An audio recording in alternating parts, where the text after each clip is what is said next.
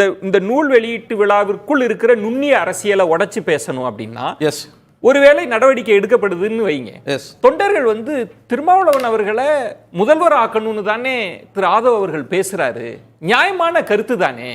இவர் எதுக்கு கூட்டணிக்காக நடவடிக்கை எடுத்துட்டாரு அப்படின்னு ஒரு நெருக்கடி வருது அப்படின்னா அது கட்சிக்கு நெருக்கடி. அதுதான் பிரச்சனையே. நான் அதைத்தான் ப்ரிசைஸ்லி அதை தான் சொல்றேன். இது திருமாவே தனக்குத்தானே உருவாக்கி கொண்ட பிரச்சனை. நீங்க எப்படி ஆதவ அர்ஜுனாவை இவ்வளவு தூரம் பேச அலோவ் பண்ணீங்க? அவருடைய பேச்சுக்களுக்கு ஓரளவுக்கு மேலே என்னால சொல்ல முடியும். அவங்க தொண்டர்கள்கிட்ட ஒரு வரவேற்பு இருக்குது. நீங்க நாளைக்கு நடவடிக்கை எடுத்தீங்கனாலும் கஷ்டம், எடுக்காமலும் இருக்க முடியாது. Catch-22 சிச்சுவேஷன் நீங்களே உருவாக்கிக்கிட்டதுன்ற. நான் எதற்காக இந்த தடுமாற்றம் திருமாவுக்கு?